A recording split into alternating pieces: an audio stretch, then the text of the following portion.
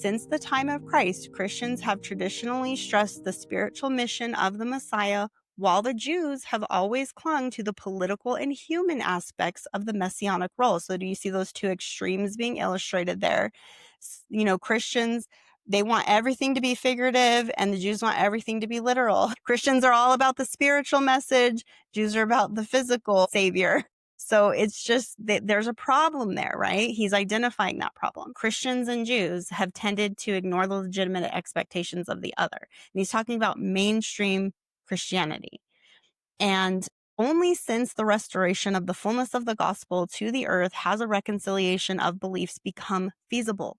The authority has been restored that will make possible Jewish messianic requirements within the framework of the Church of Jesus Christ of Latter-day Saints.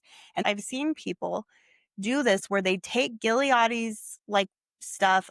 They're basically like, the church is under condemnation and, they're in apostasy and some servant needs to come and correct the church. That is a complete misreading, not only of, I think, Isaiah, but also of Gileadi and his work, because that's not exactly what he's saying. He's saying that there's a framework that's been restored through the church, and the messianic requirements that the Jews believe in can be fulfilled through that framework of the Church of Jesus Christ of Latter-day Saints. And it's right there. It's in your ensign, February 1975, okay?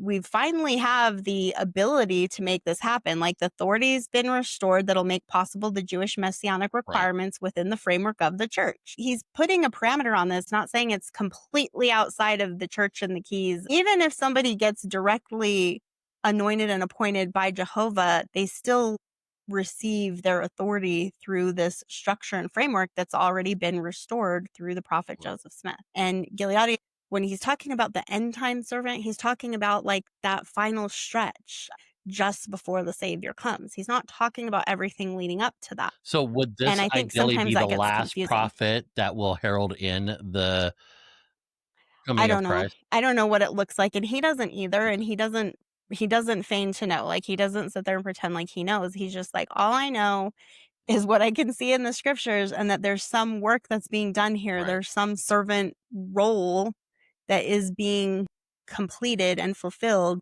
And what it's doing is it's leading to the ultimate fulfillment of these prophecies, which we haven't arrived at yet, because that doesn't happen until Christ Things comes. are still unfolding.